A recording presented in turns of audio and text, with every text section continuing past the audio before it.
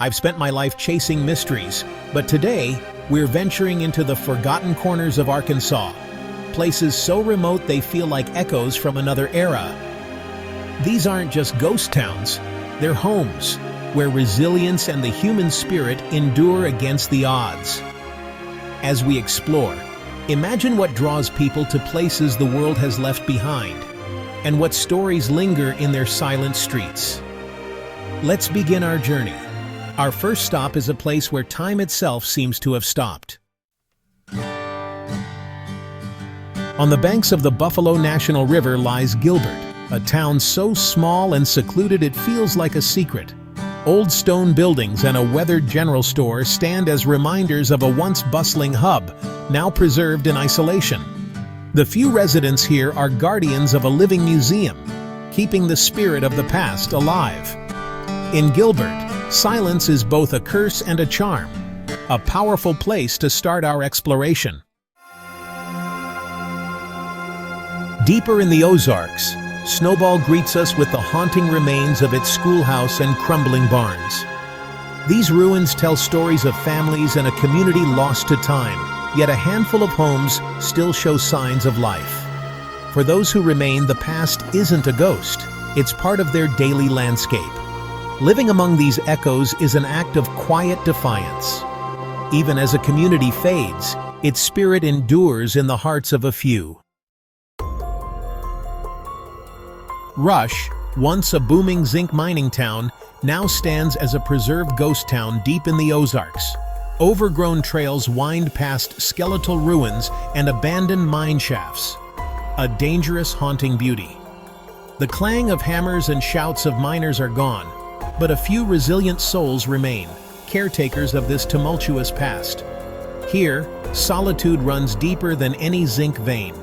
Even after the boom, the land and its stories remain.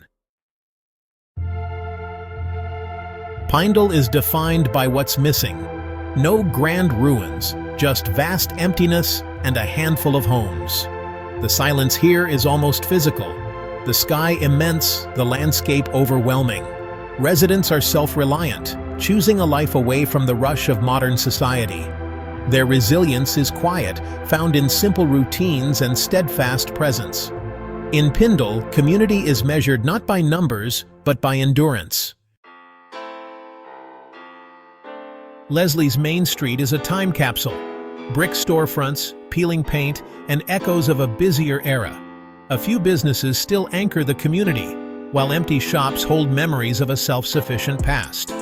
Here, the past isn't just remembered, it's lived, brick by brick. Leslie's fragile beauty is a living piece of history. Ork sits deep in the Ozark National Forest, reached only by winding, rugged roads. The legendary Ork General Store is the heart of this outpost, a beacon of civilization in the wild. Life here is dictated by the land and seasons, demanding respect and self-sufficiency. Locals are hunters, foragers, and masters of making do. On the store's porch, peace and isolation are palpable. Ork feels like a settlement after the fall, where essentials matter and the outside world fades away. St. Joe isn't abandoned, but it's faded. Its main street lined with old buildings and ghostly sun-bleached signs. These faded ads tell stories of a more prosperous past, when the highway brought life and commerce. Now, only a few dozen people remain, living among these relics. For them, the signs are landmarks of memory, not just history. In St. Joe, the past is written on the walls, a constant companion to the present. It's a town that wears its history openly, fading gracefully. Tilly is a scattered community deep in the Ozark National Forest, defined by profound, almost surreal silence.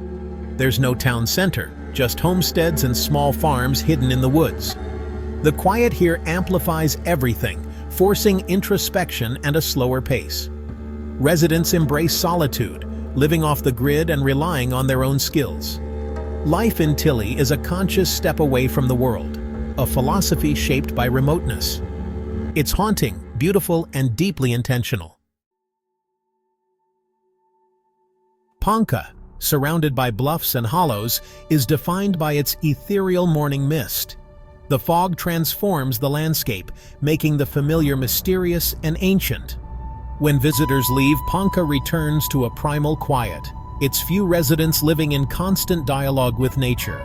Here, enchantment replaces decay. The mist is both shield and soul. Ponca is a hidden realm where beauty and silence reign. Kingston, in rugged Madison County, feels like a frontier outpost where community and wilderness blur. The town square anchors rustic homes and farms clinging to the hillsides. Here, neighbors truly rely on each other, forging strong bonds through shared isolation. Life moves at a slower, more deliberate pace, rooted in tradition and resilience. Kingston is a reminder of the power of community on the edge of the wild. Bruno's heart is the abandoned Bruno Piatt School, a brick monument to a once thriving community. Its boarded windows and empty halls echo with memories of generations past. The school's presence is a constant, poignant reminder of what's been lost. For local families, it's both personal and collective history. Bruno lives in the shadow of its own past, a place of deep nostalgia. Marble Falls is haunted by the ruins of Dogpatch USA, a failed theme park now overtaken by nature. Faded, cartoonish buildings and rusting rides create a surreal, post-apocalyptic landscape. The park's closure was a blow, but life in Marble Falls continues in its shadow.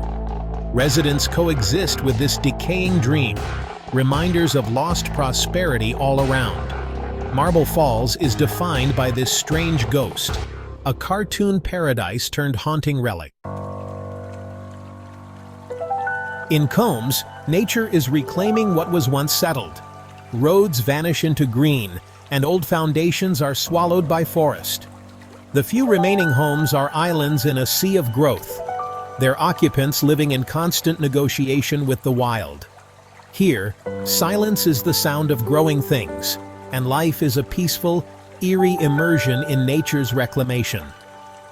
Residents don't fight the land, they live within it, attuned to its rhythms. Combs is a humbling lesson in the power of nature to reclaim and renew.